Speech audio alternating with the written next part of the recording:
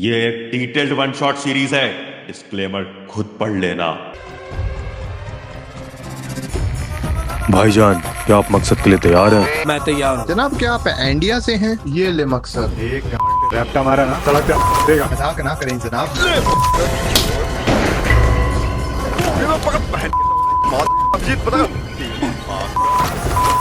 ये है मकसद 100 मार्क्स का।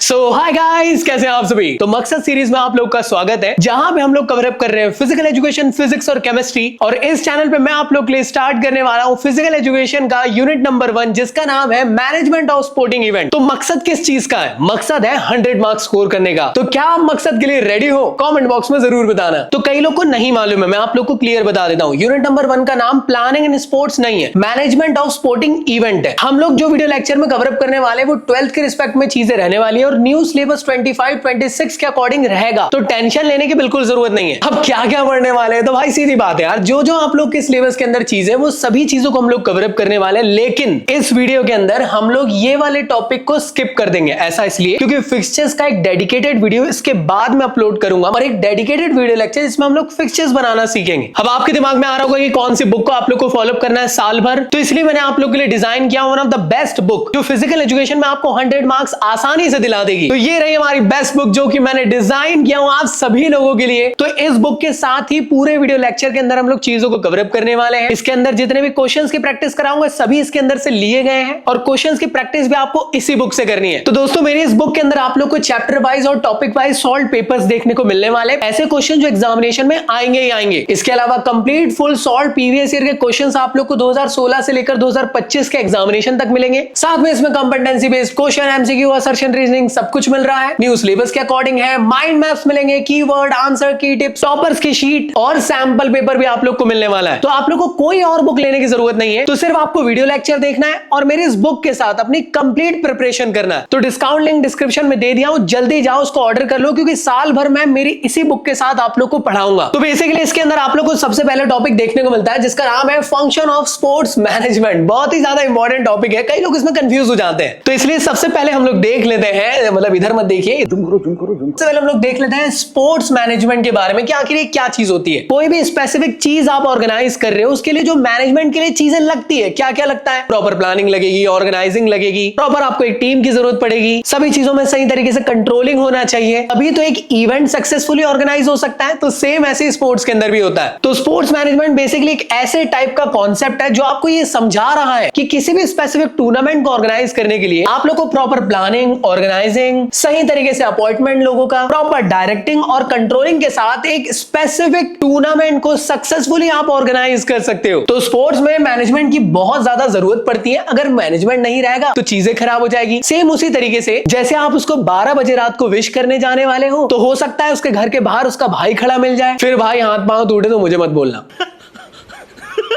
तो जो हम लोग मैनेजमेंट पढ़ रहे हैं उसके कुछ अलग अलग फंक्शंस आप लोग को यहाँ पे पढ़ना जो एग्जामिनेशन में आपको पूछे जाते हैं। सबसे पहले प्लानिंग को, फिर देखेंगे हम लोग ऑर्गेनाइजिंग, फिर देखेंगे स्टाफिंग क्या चीज होती है, फिर देखेंगे डायरेक्टिंग क्या चीज है और लास्ट में हम देखेंगे कंट्रोलिंग क्या चीज होती है। तो एक एक करके समझते हैं। बाकी आगे बढ़ने से पहले मैं आपको क्लियर समझा देता हूँ। प्रीवियस ईयर के क्वेश्चन के अंदर ये लगभग 5 नंबर और 3 नंबर के अंदर क्वेश्चन बना है। 5 नंबर मतलब ये पूरे टॉपिक पूछे गए और 3 नंबर के अंदर आप लोग को जो इसमें क्वेश्चन देखने को मिलेंगे तो प्रीवियस ईयर में आए हैं। हो सकता है कि सिर्फ ये 2 टॉपिक पूछा गया या ये 2 टॉपिक या 3 टॉपिक पूछा गया, तो इसलिए क्वेश्चंस की प्रैक्टिस भी करते हुए चले। बाय द वे, वीडियो में आगे बढ़ने से पहले एक और अपडेट मैं आप लोग की हेल्प करके दूंगा फिजिक्स और केमिस्ट्री में भी। तो मेरे फिजिक्स के चैनल को और केमिस्ट्री के चैनल को दोनों को सब्सक्राइब कर लेना, क्योंकि इसके अंदर डेडिकेटेड वन शॉट वीडियो मकसद सीरीज की अपलोड होने वाली है। तो प्लानिंग क्या चीज होती है? तो प्लानिंग एक ऐसी प्रोसेस होती है जिसमें आप ये डिसाइड करते हो कि क्या करने वाले हो, कब करने वाले हो, कैसे करने वाले हो, कौन करने वाला है, किस तरीके से होगा, जिससे कि जो भी चीज आप प्लान कर रहे हो, जो भी इवेंट आप प्लान कर रहे हो, वो सक्सेसफुली ऑर्गेनाइज हो पाए। तो प्लानिंग हर फील्ड में बहुत ज्यादा इंपॉर्टेंट होती है। सीधी सिंपल बात समझने की कोशिश करें। स्पोर्ट्स में अगर आप टूर्नामेंट ऑर्गेनाइज कर रहे हैं, मान लीजिए आप ही आईपीएल ऑर्गेनाइज कर रहे हैं, तो उसके लिए प्रॉपर प्लानिंग करना जरूरी है। ऐसा नहीं है कि आपने डेट बता दी कि इस दिन से स्टार्ट होगा और उस दिन मालूम ही नहीं कि क्या होने वाला है, किसका मैच पहले होगा, कब होगा, कौन रेफरीज आने वाले हैं, कौन से इंतजाम आप कर रहे हो, कौन से ग्राउंड में हो रहा है। स्पोर्ट्स मैनेजमेंट के अंदर प्लानिंग सबसे इंपॉर्टेंट फंक्शन होता है। बिना इसके सारी चीजें स्पॉइल हो सकती है। सेम उसी तरीके से जब आप उसको प्रपोज करने जा रहे थे बिना प्लानिंग के और थप्पड़ खा के आए हो। मुझे क्यों तोड़ा? अगला हमारा जो फंक्शन है इसका नाम है ऑर्गेनाइजिंग। ऑर्गेनाइजिंग का मतलब क्या चीज? सीधी सिंपल बात है, कोई भी इवेंट आप जब ऑर्गेनाइज कर रहे हो तो उसके लिए आपको डिफरेंट डिफरेंट रिसोर्सेस लगेंगे। उन सबको प्रॉपरली पहले से ऑर्गेनाइज करके रखना जरूरी है जिससे कि टाइम पे वो चीज यूज हो पाए। आपने प्लान करे थे फर्स्ट एनिवर्सरी मनाने का और आपने केक ही नहीं लेकर आ पाए। जो आपने प्लान करे थे ना चीजें, उसमें जो चीज ऑर्गेनाइज करना था जब वही नहीं रहेगी तो जो आप एनिवर्सरी मनाने वाले उसके तो एल लग गए।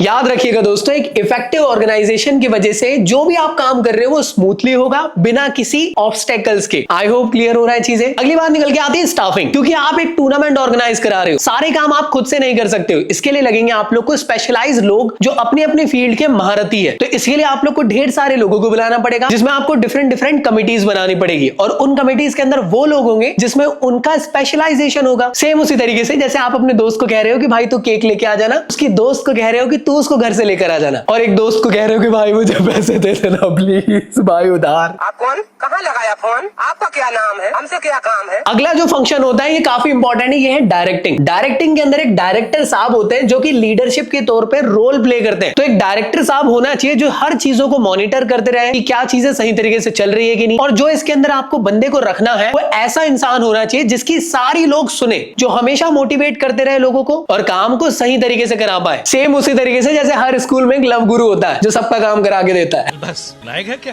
काम करने दे।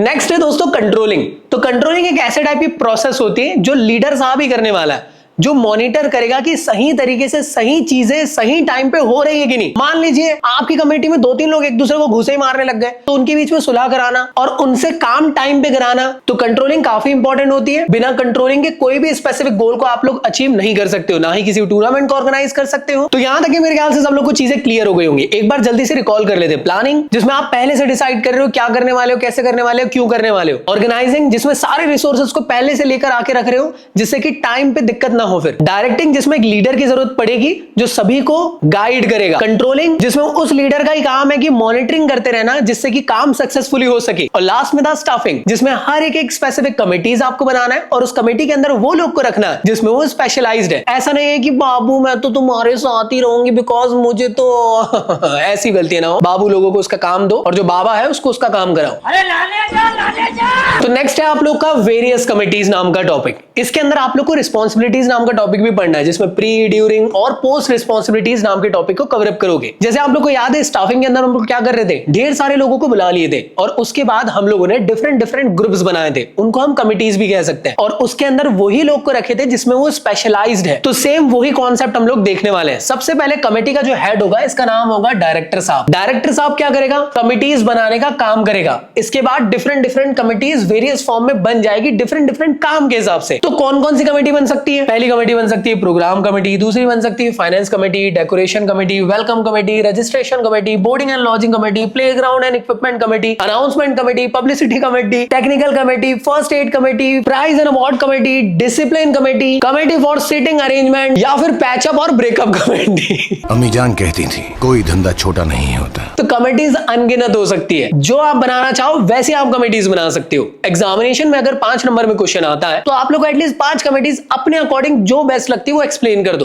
तो चलिए एक एक करके हम लोग कुछ इंपॉर्टेंट कमेटीज को समझ लेते हैं। सबसे पहले होती है प्रेस एंड मीडिया कमेटी। इसका काम होता है जो भी इवेंट ऑर्गेनाइज हो रहा है उसके बारे में डिटेल्स पब्लिश करना, एडवर्टाइजमेंट कराने का काम। मैं ये कह सकता हूँ प्रोपेगेंडा ऑफ स्पोर्ट्स का काम इन्हीं का होता है। जैसे जियो धंधनादन मतलब धंधनादन वो नहीं, मतलब चालू हो जाता है ना, मतलब एड्स चालू हो जाते हैं, वैसे कैंपेनिंग उसकी बात कर। चलिए अगली चीज क्या है दोस्तों, ट्रांसपोर्टेशन कमेटी। मतलब इनकी प्रॉपर रिस्पॉन्सिबिलिटी है जिससे कि ट्रांसपोर्टेशन का अरेंजमेंट करवा सके टाइम पे, सीधी बात। इसके बाद होती है इक्विपमेंट कमेटी, जिनका काम है सारे इक्विपमेंट को पहले से अरेंज करके रखना जिससे कि ये दिक्कत ना आए कि विराट कोहली का बैट टूट गया तो विराट कोहली 15 मिनट बैठे हुए क्योंकि आप गए हो शुभम स्पोर्ट्स बैट लेने।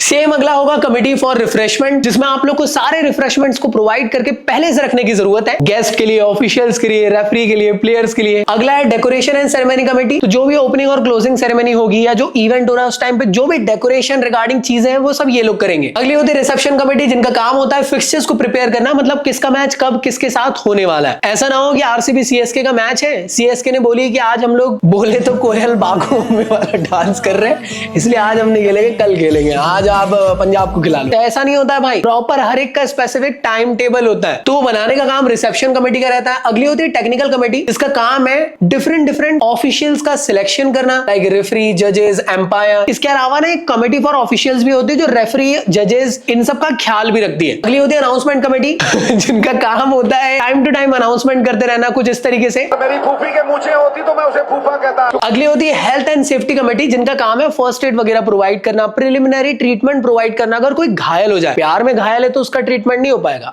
ये दुख का खत्म नहीं होता बे। अगला होता है फाइनेंस कमेटी, जिनका काम है पैसों के कारोबार का संभालने का काम, बजट प्रिपेयर करना, कितना एक्सपेंडिचर हुआ, किस किस को स्पॉन्सरशिप देना है, उन सब का काम इन्हीं का होता है। तो दोस्तों ये थी सारी की सारी कमेटी जो आपको एग्जामिनेशन के पॉइंट ऑफ व्यू से याद रखना है। अब ध्यान दीजिए अगले टॉपिक पे, जिसका नाम है रिस्पॉन्सिबिलिटीज। टूर्नामेंट शुरू होने से पहले की रिस्पॉन्सिबिलिटी होगी, उसे हम लोग कहेंगे प्री रिस्पॉन्सिबिलिटी। जब टूर्नामेंट या इवेंट चल रहा है उस दौरान जो होगी उसे कहेंगे ड्यूरिंग रिस्पॉन्सिबिलिटीज। जब खत्म हो जाएगा टूर्नामेंट उसको पोस्ट टूर्नामेंट रिस्पॉन्सिबिलिटी कहेंगे। तो एक एक करके समझ लेते हैं। शुरू होने से पहले वाली रिस्पॉन्सिबिलिटी देख लेते हैं। तो सबसे पहले आप लोग को प्लान बनाना है, किस तरीके से आप लोग को चीजों को एग्जीक्यूट करना है। साथ में आपको बजट प्रिपेयर करके रखना जरूरी है कि कितना आप लोग खर्चा करने वाले हैं, कौन कौन से स्पॉन्सर्स होंगे। डिफरेंट टाइप की कमेटी इसी दौरान आप लोग को बना के रखना है। कब मैच किसका कब होने वाला है उसके बारे में भी आप लोग को पहले से डिसाइड करके रखना है, सो दैट आप लोग टीम को टाइम पे बता सको। इसी दौरान पब्लिसिटी का टाइम भी शुरू हो जाता है। सारे ads, announcement, banner, poster, social media पे हर जगह मार्केटिंग करने का काम इसी दौरान शुरू होगा। सारे टीम और गेस्ट को इन्विटेशन देने का काम इसी दौरान होगा। सारे इक्विपमेंट और फैसिलिटीज को अरेंज करके रखने का काम भी इसी दौरान आपको देखने को मिलेगा। इसके अलावा फिक्सचर्स को भी इसी दौरान प्रिपेयर करना है। सारे एकोमोडेशंस और ट्रांसपोर्टेशन का अरेंजमेंट को स्टार्टिंग में ही करके रखने की जरूरत है, ऐसी गलती ना हो कि प्लेयर्स को रेलवे स्टेशन में सोना पड़े। तो अगली होती है ड्यूरिंग रिस्पॉन्सिबिलिटीज, मतलब जब टूर्नामेंट चल रहा है उस दौरान की बात कर रहे हैं हम लोग। तो इस दौरान में प्रॉपर तरीके से मैच कंडक्ट होते रहना चाहिए शेड्यूल्स के अकॉर्डिंग, और सारे रूल एंड रेगुलेशन फॉलो होते रहने चाहिए। हमें अश्योर करके रखना जरूरी है कि जो रेफरीज और एम्पायर हम लोग यहाँ पे लेकर आ रहे हो फेयर प्ले के साथ खेले। ऐसा ना हो भाई कि अंबानी जी जो है एम्पायर को पैसे डाल दे और मुंबई इंडियंस अंबानी जी वो पिछले साल की मुंबई इंडियंस की रिश्वत। इसके बाद प्रॉपर डिसिप्लिन बना के रखना जरूरी है। मेडिकल असेसमेंट प्रोवाइड करके रखना जरूरी है, अगर कोई चोटिल हो जाए तो तुरंत उसका इलाज किया जा सके। सारे अनाउंसमेंट हम लोग को यहाँ पे टाइम टू टाइम करते रहना जरूरी है। जितने वीआईपी गेस्ट और ऑफिशियल्स आए उनका ख्याल रखना हमें जरूरी है। प्रॉपर वे में हम लोग को स्कोर के बारे में अपडेट करते रहना भी जरूरी है, और साफ सफाई और सेफ्टी का ख्याल रखना भी बहुत ज्यादा जरूरी होता है जब टूर्नामेंट चल रहा है उस दौरान। अब बात कर लेते हैं जब टूर्नामेंट खत्म हो चुका है उस दौरान क्या रिस्पॉन्सिबिलिटीज हो सकती है। तो प्राइज डिस्ट्रीब्यूशन करना बहुत जरूरी है। बोले थे हैरियर देंगे लेकिन नैनो दे दिए, ऐसी गलती ना हो। कितना एक्सपेंडिचर हुआ उसकी रिपोर्ट भी सबमिट करना जरूरी है। लोगों का फीडबैक, टीम का फीडबैक, गेस्ट का फीडबैक आप लोग को लेकर रखना जरूरी है, जिससे कि नेक्स्ट टाइम आप लोग चीजों को इंप्रूव कर सको। जिससे इक्विपमेंट लेकर आए थे उसको वापस कर दो। सभी लोगों को एक थैंक यू लेटर पहुंचाना जरूरी है, जिससे कि यार उनको हम लोग अप्रिशिएट कर सके कि भाई आपका आना हमारे लिए बहुत अच्छा रहा, आप लोग आए बड़ा अच्छा लगा। साथ में साफ सफाई करना जरूरी है, और भी बहुत सारी चीजें जरूरी है जो आपको करनी चाहिए। तो इसलिए मैं आप लोग को एक छोटा सा होमवर्क दे रहा हूं, जो मैंने आप लोग को समझाया हूं। इसके अलावा मुझे दो रिस्पॉन्सिबिलिटी आप लोग के अकॉर्डिंग चाहिए, क्या क्या और हो सकता है। तो चलिए भाई अब आता है एमसीक्यू टाइम। तो मैं हटूंगा और 4 क्वेश्चंस आप लोग को दिखेंगे। कमेंट बॉक्स में आप लोग को चारों के आंसर करना है। तो भाई आई होप आप लोगों ने आंसर कर दिए होंगे, और मुझे पूरी उम्मीद है कि आप लोगों ने सही आंसर किए होंगे। तो जो अभी तक के टॉपिक हमने पढ़े उसके रिगार्डिंग कुछ इंपॉर्टेंट क्वेश्चन और हॉट क्वेश्चंस मैं आप लोग को बताने वाला हूं। तो सबसे पहले आप लोगों के लिए क्वेश्चन बन सकता है, why is the planning important. काफी इंपॉर्टेंट क्वेश्चन है, अच्छे से समझ लिया हम लोगों ने प्लानिंग क्या है। अगर आपको उसका प्रॉपर आंसर चाहिए तो मेरी इस बुक के पेज नंबर 5 में आप लोग को मिल जाएगा। अगला क्वेश्चन है आप लोग को यहाँ पे फंक्शंस बताना है कंप्लीट मैनेजमेंट के। पेज नंबर 5 के अंदर ये पूरा का पूरा क्वेश्चन का आंसर आप लोग को मिल जाएगा। काफी इंपॉर्टेंट है, वैसे समझ भी चुके हम लोगों ने चीजें। इसके अलावा कौन कौन सी कमिटीज है जो स्पोर्ट्स के लिए इंपॉर्टेंट रहेंगी, उनमें से 5 को आपको एक्सप्लेन करना है। अभी हम लोगों ने डिफरेंट कमिटीज समझे, उसमें से 5 आप एक्सप्लेन कर सकते हो। प्रॉपर तरीके से आंसर कैसे फ्रेम होगा बुक के अंदर मैंने ऐड कर दिया हूं पेज नंबर 6 के अंदर। कौन कौन सी चीजों पे आपको ध्यान रखना चाहिए बिफोर, ड्यूरिंग और आफ्टर द कंपटीशन, इसके ऊपर थोड़ी देर पहले हम लोगों ने समझे। इसका प्रॉपर आंसर आपको पेज नंबर 7 में मिल जाएगा हमारी इस बुक के। और अगर आप खुद से आंसर कर रहे हो तो मुझे कमेंट बॉक्स में इन सभी क्वेश्चन का आंसर अपने अकॉर्डिंग भी लिखकर दिखाइएगा। तो नेक्स्ट टॉपिक की तरफ बढ़ते हैं, जिसका नाम है टूर्नामेंट और उसके टाइप्स। जहां पे हम लोग जानेंगे नॉकआउट लीग और कॉम्बिनेशन टूर्नामेंट क्या होते हैं। थोड़ा सा पीपीटी में हेरफेर आ गया यार, एडजस्ट कर लेना। तो सबसे पहले होता है टूर्नामेंट क्या चीज है। तो बेसिकली टूर्नामेंट एक किस्म का कंपटीशन है जिसमें ढेर सारी टीम्स एक दूसरे के साथ आके कंपीट कर रही है। जीतने वाली टीम टूर्नामेंट की विनर कहलाएगी, बाकी सारी टीम अपने घर चले जाएगी। तो जब भी आप लोग के पास नंबर ऑफ टीम्स बहुत सारी है तब आप लोग इस टाइप का कंपटीशन करा सकते हो। टूर्नामेंट डिफरेंट लेवल पे होता है, जोन लेवल पे, नेशनल लेवल पे, इंटरनेशनल लेवल पे, स्टेट लेवल पे। अब टूर्नामेंट होते कितने टाइप के, तो 3 टाइप के आपको मेनली टूर्नामेंट देखने को मिलते हैं। सबसे पहला होता है नॉकआउट टूर्नामेंट, दूसरा होता है लीग टूर्नामेंट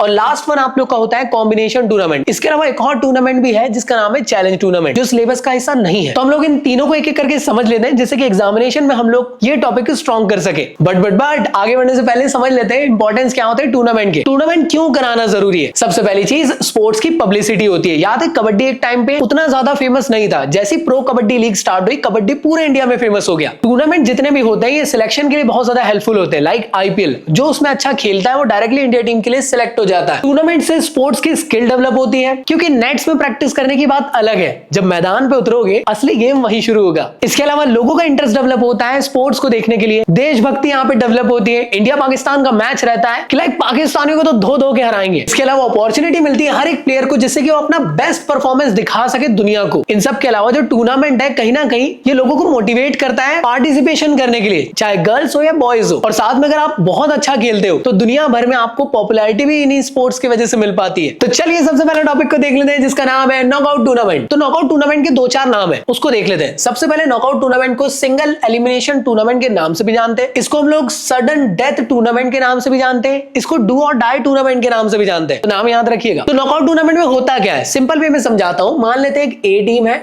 और एक बी टीम है। ए टीम और बी टीम के बीच में मैच हुआ और ए टीम जीत गई, तो होगा क्या, यही टूर्नामेंट में आगे के मैचेस खेलेगी, बी टीम डायरेक्टली एलिमिनेट हो जाएगी, उसको दूसरा चांस नहीं मिलेगा टूर्नामेंट में बने रहने के लिए। तो ऐसे टाइप के टूर्नामेंट जिसमें कि सिंगल चांस होता है आपके पास, अगर आप अच्छा खेलोगे तो टूर्नामेंट में आगे जाओगे और अगर आपने किसी भी मूवमेंट में खराब खेले तो आप डायरेक्टली टूर्नामेंट से बाहर हो जाओगे। ऐसे टाइप के टूर्नामेंट को कहते हैं नॉकआउट टूर्नामेंट। इसमें विनर कैसे डिसाइड होते हैं भाई, जैसे जैसे आप जीतते जाओगे इसी पे डिपेंड करता है। जिस दिन आप हारे उस दिन आप सीधे बाहर हो जाओगे। तो याद रखिएगा नॉकआउट टूर्नामेंट में सेकंड चांस नहीं मिलता है। नॉकआउट टूर्नामेंट की जो इंपॉर्टेंस है उसकी अगर हम बात करें तो ये कम दिन के अंदर हो जाता है, कम खर्चे में हो जाता है। बट डिसएडवांटेज की बात करें तो इससे ना फेयर चांस नहीं मिल पाता है हर टीम को। कभी कभी टीम 2 मिनट में भी हार जाती है और कभी कभी टीम 25 मिनट तक के चलती है, समझ रहे हो ना। अब इसके कैसे फिक्सचर्स बनते हैं इसके अगले वाले वीडियो में मैं आपको समझा दूंगा। अगला होता है लीग टूर्नामेंट। इसको हम लोग राउंड रॉबिन टूर्नामेंट के नाम से भी जानते हैं और इसका एक और नाम है जो है बर्जर सिस्टम। तो ये भी याद रखना, एग्जामिनेशन में हो सकता है आप लोग से पूछ ले। मान लेते हैं ए टीम जो है ये बी के साथ मैच खेल रही है और अज्यूम कर लो कि जो बी टीम है वो विनर है, ठीक है। तो नॉकआउट में क्या हो रहा था, ए टीम डायरेक्टली बाहर हो जा रही थी, लेकिन लीग टूर्नामेंट में ऐसा नहीं होता है। जो हार भी जाते हैं उनके पास एक या एक से ज्यादा चांसेस होते हैं जिससे कि वो टूर्नामेंट में बने रह सके। सेम इसी तरीके से जैसे आईपीएल के स्टार्टिंग के मैचेस होते हैं जहां पे टीम हार भी रही है उसके बावजूद भी बाकी के मैचेस खेल रही है, तो वो कॉन्सेप्ट क्या है, लीग टूर्नामेंट का कॉन्सेप्ट है, जहां पे हर टीम को एक या एक से ज्यादा चांसेस दिया जाता है सो दैट वो अपना परफॉर्मेंस अच्छे से दिखा सके। बाद में कोई ये ना बोले कि अरे यार आज हमारा दिन नहीं था इसलिए हम नहीं खेल पाए।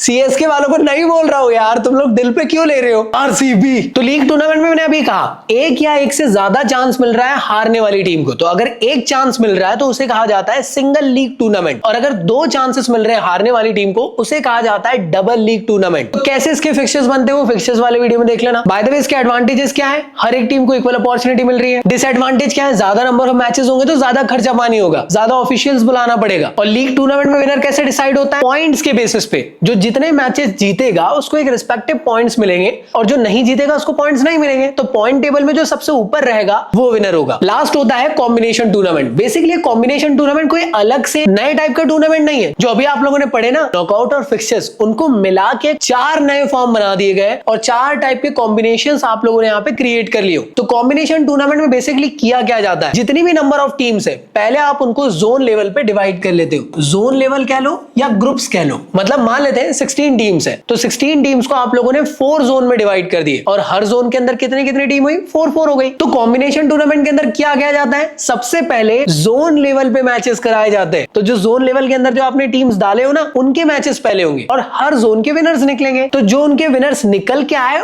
उनके मैचेस फिर बाद में होंगे। समझ में आ रहा है? मतलब पहले जोन वाइज या ग्रुप वाइज मैचेस होंगे, उन सबके रिस्पेक्टिव विनर्स निकल गए और जितने भी हर एक जोन के विनर निकले उनके मैचेस होंगे। मतलब यहाँ पे विनर्स के मैचेस होंगे जिससे कि एक फाइनल विनर निकल के आ सके। तो सबसे पहला होता है नॉकआउट कम नॉकआउट, दूसरा होता है लीग कम नॉकआउट, तीसरा होता है नॉकआउट कम लीग और लास्ट होता है आप लोग का लीग कम नॉकआउट। अगर नहीं समझ में आया तो एक और बार देखो, मैंने लिख दिया है यहाँ पे कम, वो कम नहीं जो आप समझ रहे हो।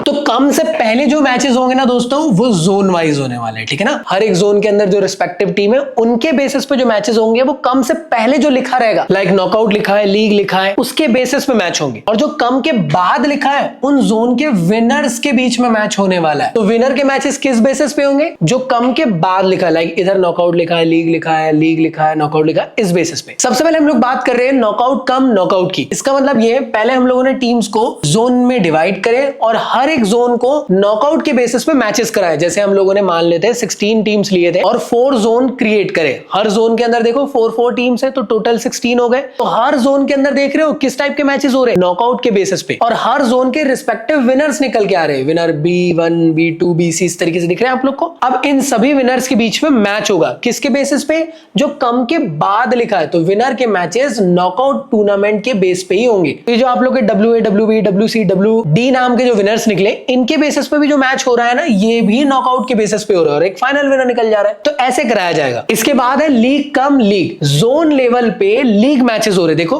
4 जोन है और चारों जोन के बीच में लीग मैचेस हो रहे हैं और जो जोन के विनर्स निकल के आ रहे हैं। अब एक बात बताना कमेंट बॉक्स में, लीग के बेसिस पे कैसे विनर डिसाइड हो रहे हैं, पॉइंट के बेसिस पे, या जो जीत जा रहा है वही आगे बढ़ेगा, जो हार जा रहा है डायरेक्ट एलिमिनेट होगा। तो जितने भी आपके विनर्स निकल के आए उनके बेसिस पे जो मैचेस होंगे वो लीग के बेसिस पे होंगे। तो ये जितने भी आपके विनर्स थे इनके बीच में मैचेस ये रहे। अब बात कर लेते हैं लीग कम नॉकआउट की। तो जो जोन लेवल में आपने टीम को डिवाइड करे, पहले उन लोग का लीग बेसिस पे मैचेस होगा। देखो 4 जोन है और चारों का लीग बेसिस पे मैचेस हो रहा है और उन सभी के विनर्स के बीच में नॉकआउट मैचेस होंगे। जैसे कि आप देख पा रहे होंगे हर एक का विनर निकल के आए, ये रहे विनर, और इन सभी विनर के बीच में आप लोग को यहाँ पे नॉकआउट मैच देखने को मिल रहा है। ये काफी ज्यादा पॉपुलर है, शायद आपने ध्यान भी दिए होंगे। आईपीएल भी इसी बेसिस पे होता है, स्टार्टिंग में सारे लीग मैचेस होते हैं, फिर जो टॉप 4 निकल के आते हैं उनके बीच में नॉकआउट मैचेस होते हैं और सबसे पॉपुलर भी इसी को ही माना जाता है। अगला है आप लोग का जिसको हम कहते हैं नॉकआउट कम लीग। इसमें हम लोग जोन लेवल पे जो मैचेस कराएंगे वो जोन लेवल पे नॉकआउट के बेसिस पे कराएंगे। देखो सारे मैचेस नॉकआउट के बेसिस पे हो रहे हैं और इनके विनर्स जो है इनके बीच में लीग बेसिस पे मैच होने वाले हैं। ये क्या हो रहा है, टेंशन ना लो, जो फिक्सचर्स वाला वीडियो रहेगा ना उसमें मैं समझा दूंगा कि ये सब कैसे ड्रॉ होते हैं। ये जो चीजें दिख रही है ना, ये सब चीजें, तो परेशान होने की बिल्कुल जरूरत नहीं है, सारी चीजों का समाधान मिल जाएगा। तो यहां से होता है हमारा वाला टॉपिक कंप्लीट। अब आता है आप लोग का फिक्सचर्स वाला टॉपिक। जैसे मैंने आप लोग को वीडियो को स्टार्टिंग में ही कहा, इसको आप लोग को पार्ट 2 वाले वीडियो में देखना है। वापस से मैं क्लियर कर देता हूं, सिर्फ पहले चैप्टर के ही 2 पार्ट बनने वाले हैं और पार्ट 2 के अंदर कंप्लीट फिक्सचर्स का पोर्शन रहेगा। बाकी सारे चैप्टर जो है ना 2 से लेकर 10 तक के वो कंप्लीट 1 वीडियो के अंदर ही रहेंगे। तो अब बात कर लेते हैं नेक्स्ट टॉपिक की, जिसका नाम है इंट्राम्यूरल और एक्स्ट्राम्यूरल एक्टिविटीज, जिसमें हम जानेंगे उनकी मीनिंग, ऑब्जेक्टिव और सिग्निफिकेंस को। तो सबसे पहले बात कर लेते हैं इंट्राम्यूरल एक्टिविटीज के बारे में। इंट्राम्यूरल एक्टिविटीज ऐसे टाइप की एक्टिविटीज होती है जो विद इन द वॉल होती है, वही लोग उसी इंस्टीट्यूट के खेल सकते हैं। उस एक्टिविटीज में बाहर के लोगों को अलाउ नहीं रहता है। सेम स्कूल के अंदर जो स्पोर्ट्स डे होता है उसी कॉन्सेप्ट को समझते हुए समझना कि आपके स्कूल के बच्चे ही उस स्पेसिफिक एक्टिविटी में पार्टिसिपेट कर सकते हैं, बाहर के लोग नहीं। ऐसे टाइप की एक्टिविटीज को कहते हैं इंट्राम्यूरल एक्टिविटी। इंट्रा वर्ड जो होता है ना दोस्तों, इसी का मतलब होता है विद इन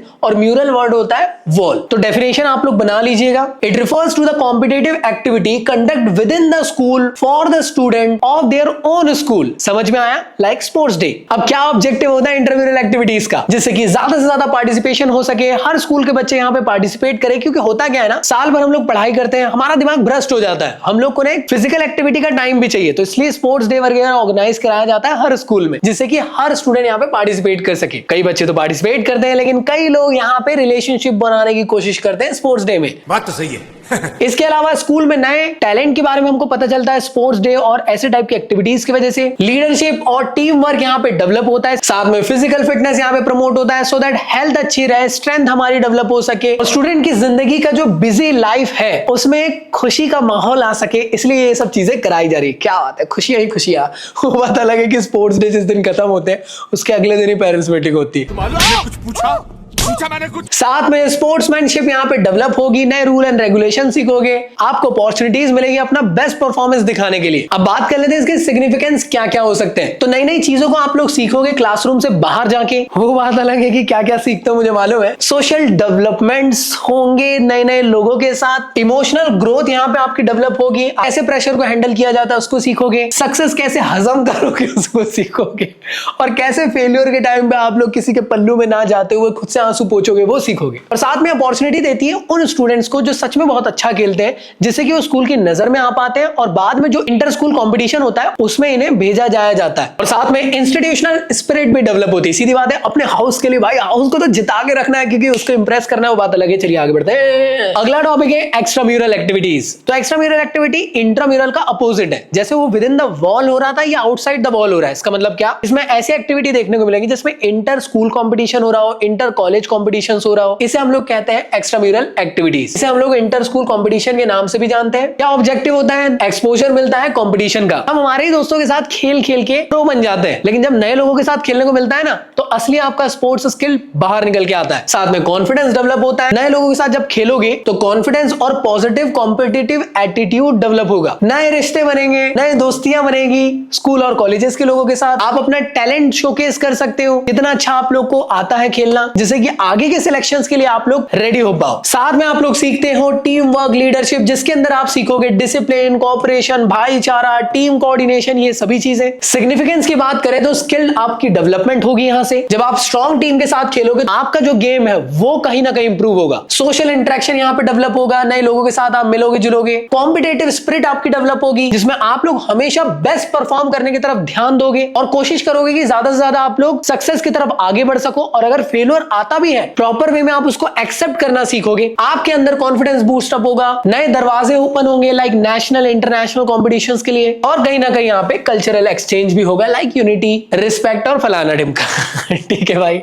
वही चीजें हैं, हलवा टाइप का टॉपिक है, इतना परेशान ना हो। चलिए भाई नेक्स्ट टॉपिक के बारे में बात करते हैं जिसका नाम है कम्युनिटी स्पोर्ट्स प्रोग्राम। तो कम्युनिटी स्पोर्ट्स प्रोग्राम एक नॉन कॉम्पिटिटिव फॉर्म के स्पोर्टिंग एक्टिविटीज होते हैं, जिसमें मेन एम ये नहीं रहता है कि आपको जीतना ही है, मेन एम ये रहता है कि लोगों को आप लोग ज्यादा से ज्यादा स्पोर्ट्स एक्टिविटी की तरफ इंकरेज करने पे ध्यान दो। आप लोगों को ये बताओ कि आपको हेल्दी रहना है, लोगों को आप लोग एक पॉजिटिव मैसेज देने का काम इन कम्युनिटी स्पोर्ट्स प्रोग्राम के थ्रू करते हो, जहां पे आप लोगों को इकट्ठा करते हो, उनके हेल्थ के बारे में उन्हें बताते हो, साथ में चैरिटी के लिए पैसे यहाँ पे इकट्ठा करते हो और उन लोगों को पहुंचा देते हो जो सच में जरूरतमंद लोग हैं। तो सबसे पहले जो आप लोग का कम्युनिटी स्पोर्ट्स प्रोग्राम के अंदर आता है वो आता है आप लोग का स्कूल के अंदर स्पोर्ट्स डे। तो स्पोर्ट्स डे हर एक स्कूल के अंदर, कॉलेज के अंदर, हर इंस्टीट्यूट के अंदर कंडक्ट होता है हर साल, जिससे कि हर कोई अपने काम के बर्डन को, पढ़ाई के बर्डन को साइड में रख के रिफ्रेश हो सके। इसका मेन एम होता है कि लोगों को आपको अवेयर करना है कि आपको स्पोर्ट्स एक्टिविटी पे भी टाइम देना चाहिए, जिससे कि आपका माइंड फ्रेश रह सके और आप फिट रह पाओ। तो इसलिए हर साल एनुअली एक मीटअप यहाँ पे कराया जाता है जहां पे फिजिकल एक्टिविटीज परफॉर्म कराई जाती है। मैं एक छोटा सा होमवर्क दे रहा हूं आप लोग को, आपको ये बताना है कि स्पोर्ट्स डे किस डेट को होता है,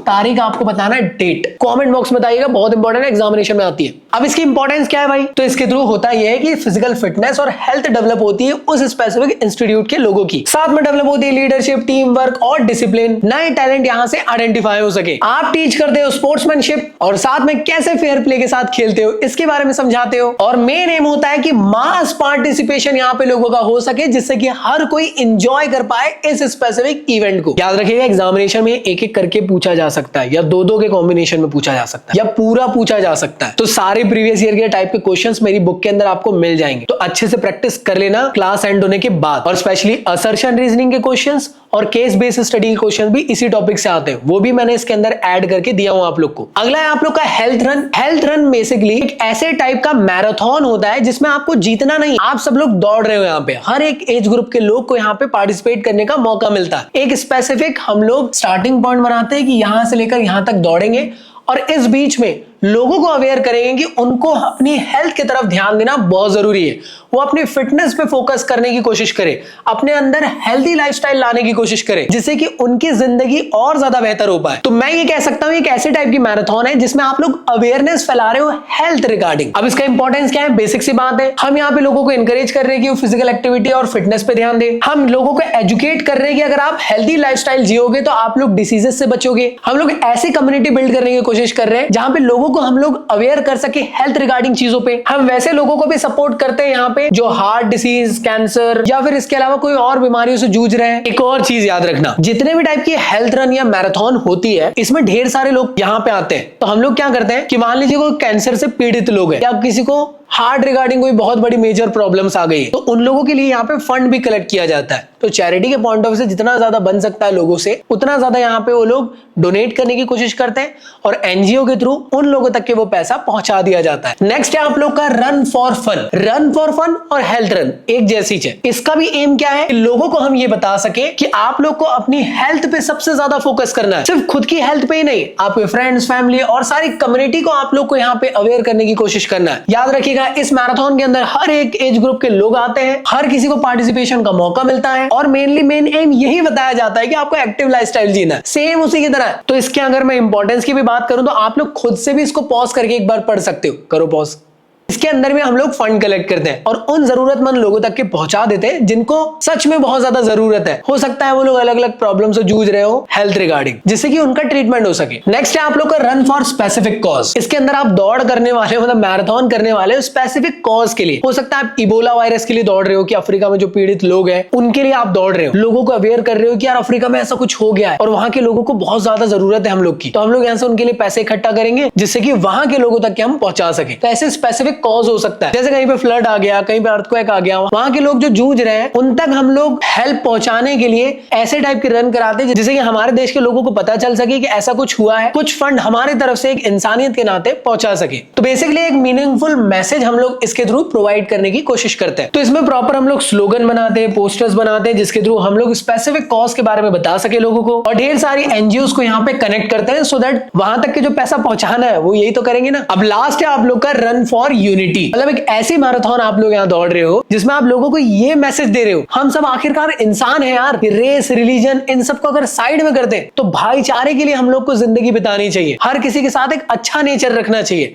डिस्क्रिमिनेशन को साइड में रखना चाहिए। इसका मेन एम ये रहता है। तो इसको स्टार्ट किया गया है 31 अक्टूबर से और इसे एक स्पेशल नाम भी दिया गया, राष्ट्र एकता दिवस या नेशनल यूनिटी डे। किसकी बर्थ एनिवर्सरी पे? सरदार वल्लभ भाई पटेल के बर्थ एनिवर्सरी पे। तो सरदार वल्लभ भाई पटेल के बारे में आपको 2 लाइन कमेंट बॉक्स में लिखना, जो आप इनके बारे में जानते हो। बेसिकली हम कर क्या रहे कि हमारे देश के अंदर यूनिटी बने रह सके, हम सभी इमोशनली एक दूसरे से कनेक्टेड रह सके। सरदार वल्लभ भाई पटेल का भी मेन रोल यही रहा है कि इन्होंने हमारे इंडिया को यूनिफाइड करने की कोशिश करे। इसी तरीके से जो हमारे इंडिया के लोग हैं ये रिलीजन के बेसिस पे ना बटे, स्टेट के बेसिस पे ना बटे, कास्ट के बेसिस पे ना बटे और इंसानियत के नाते एकजुट होने की कोशिश कर सके। बेसिक मेन इसका एम यही होता है और सभी लोग पीस के साथ बिना झगड़े एक साथ अच्छे से रह सके। जिस देश के अंदर शांति रहेगी, सब एक दूसरे से मिलजुल कर रहेंगे, तभी तो हमारा देश आगे डेवलप होगा। तो दोस्तों जो मैंने अभी आप लोगों को टॉपिक पढ़ाया उसके रिगार्डिंग कुछ इंपॉर्टेंट एमसीक्यूज आप लोग को दे रहा हूं, पॉज करके आंसर करें।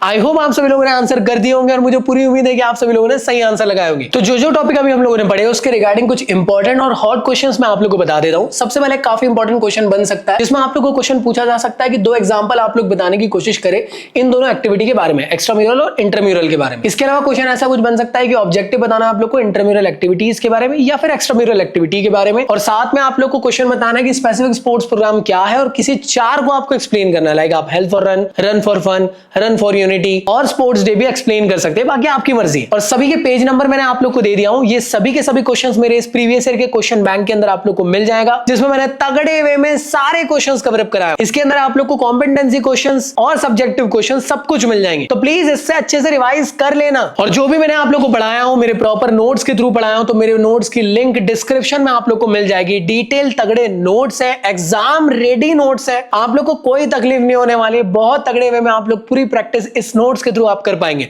डिस्क्रिप्शन में लिंक दे दिया हूं, वेबसाइट या एप्लीकेशन से जाके इन नोट्स को भी आप डाउनलोड कर पाएंगे। और कैसा लगा ये वीडियो मुझे कमेंट बॉक्स में जरूर बताना। नेक्स्ट आपका पार्ट फिक्सचर्स वाला रहेगा जिसमें डेडिकेटेड फिक्सचर्स पूरा पढ़ेंगे। और हाँ भाई, सारी अपडेट्स के लिए आप लोग मेरे व्हाट्सएप के चैनल को ज्वाइन कर सकते हो, या आपको लगे तो आप टेलीग्राम के चैनल को ज्वाइन कर सकते हो, लिंक डिस्क्रिप्शन में मिल जाएगी। या अगर आप लोग को मेरे साथ फिजिक्स या केमिस्ट्री पढ़ना है तो मेरे फिजिक्स के चैनल और केमिस्ट्री के चैनल दोनों को आप सब्सक्राइब कर सकते हैं। इसके अंदर भी हम लोग मकसद सीरीज को कंटिन्यू कर रहे हैं। तो कैसा लगा ये वीडियो मुझे कमेंट बॉक्स में जरूर बताना। और आई होप ये सभी लोग के लिए हेल्पफुल रहेगा, चाहे आपका यूनिट टेस्ट चल रहा हो, हाफ ईयरली हो, प्री बोर्ड हो या बोर्ड्स एग्जामिनेशन हो। सो बेस्ट ऑफ लक आप सभी लोग को। मिलता हूं नेक्स्ट वीडियो में, जब तक के लिए गुड बाय।